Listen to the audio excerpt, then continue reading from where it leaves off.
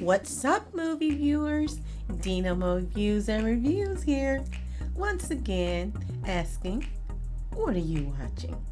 Well, today I am offering my recommendations and suggestions on what you may be interested in watching, along with some new releases to look out for that will be coming to a theater near you this March. Since it is still officially Black History Month, I want to suggest Single Black Female.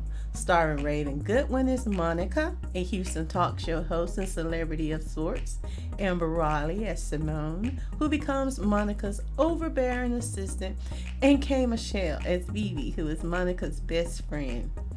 And her mother, Denise, is played by Janet Hubert, who we all know from The Fresh Prince of Bel-Air. She's the mom from The Fresh Prince. Now, Single Black Female is a Lifetime remake of the 1992 psychological thriller Single White Female. It premiered the first week of February 2022, and once again, this movie is very interesting because it deals with it from a Black perspective. Now, Monica, who is played by Raven Goodwin, she is dealing with the death of her father, and she later finds out that her boyfriend has been unfaithful to her. Monica has all that to deal with, and she is hosting an afternoon talk show each day. She learns that her assistant has quit and has to choose another one. So she meets and chooses Simone, who is played again by Amber Riley. Once she is hired, Monica is impressed with her. She is enthusiastic, she's friendly, and she quickly becomes her friend. So much so that Simone eventually moves into an apartment right next door to her, which that alone would raise red flags for me. Now, Simone and Monica becomes besties, but Kay Michelle, who is already Monica's friend, has a problem with that since she's the BFF. And she's not too happy to see Simone taking her place. And that's when all of the mischief began. But Kay Michelle let it be known, and that's not the character she's playing. She's called BB. She lets it be known that she's not too happy with this friend in Monica's personal space. And she points out that she's quite overbearing. So this movie was full of suspense. And you just cannot help but notice how much these two ladies, the leading ladies, resemble one another in actual life. Sometimes I had to keep up with the wigs to distinguish the characters.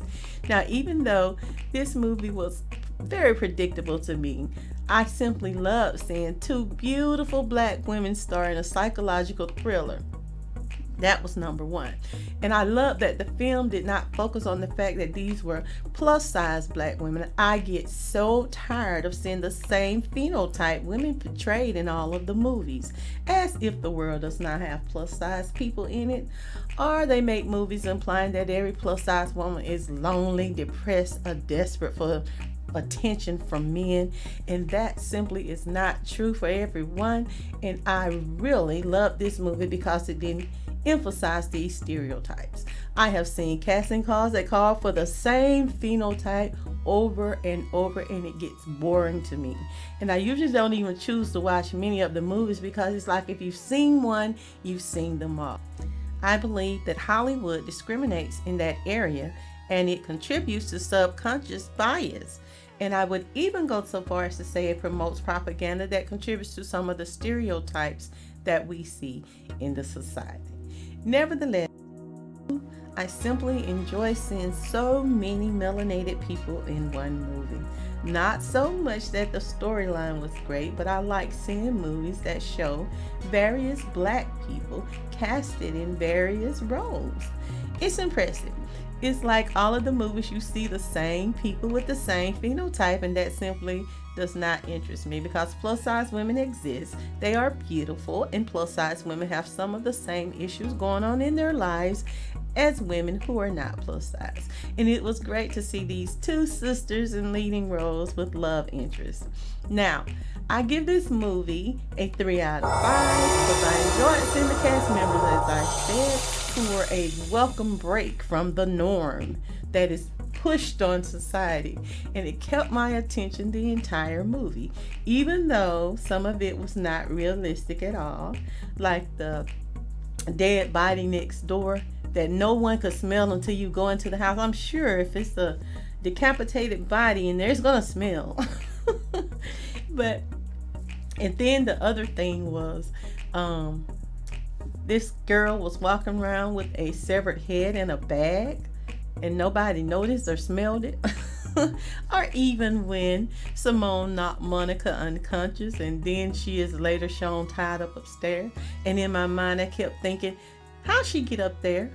How'd she climb the stairs and pick her up to take her up there?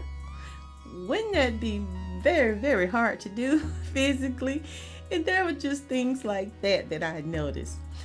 And that is what stood out to me. Even with all of this, I still recommend you check this movie out. It is not a movie that I would recommend you allow your children to watch, but Single Black Female is directed by Sherry L. Carpenter, and it is playing on Lifetime throughout the month of February. And if you would like to watch Single Black Female, it is currently streaming on Hulu. Now we're at the end of February, but there are so many movies that stand out to me that it's expected to be released in March or in the summer of 2022. Here are a few movies that are expected to be released and that I would recommend. You might find this interesting. The first movie, of course, is Firestarter. Firestarter is a remake of the 1984 movie called Firestarter with Drew Barrymore. She starred in this movie. David Keith played, who is her father in the movie. He can read minds and control others with his mind, and his daughter Drew Barrymore has the ability to start and control fire. It's telepathic abilities. So they're on the run from the government, and this movie looks like it may be very interesting because I love the first one. The next movie I would recommend is Jurassic Park World Dominion, Fallen Kingdom. It is scheduled to be released on June 2022, I guess, starring Bryce Dallas Howard and Chris Pratt. If you've seen Jurassic Park, you already know what to expect. Now, the next movie I would recommend is called The Adam Project. It deals with time travel. A 12-year-old Adam Reed teams up with his older self on a mission to save the future, starring Ryan Reynolds, Mark Ruffalo, and Jennifer Garner. It is due to be released on March 11th. It looks like it's going to be good. Then finally, there is The Lost City. And this movie stars Sandra Bullock, who plays a romance novelist, and Channing Tatum, who is her cover model. The two are kidnapped and dropped into a jungle where all kind of antics we can expect, and they are expected to survive evil forces. Now, I know in this movie they have parts where Brad Pitt and Daniel Radcliffe will be in the movie. So it is scheduled for release on March 25th.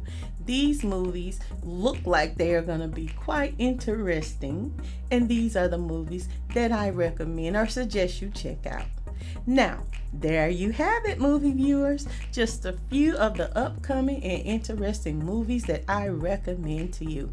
Don't forget to like, share, and subscribe to Dena MOVEWS on YouTube, and leave your comment on any of my movie reviews. Until next time, this is Dena MOVEWS and Review signing off and reminding you that it's my view. Now, what you watching?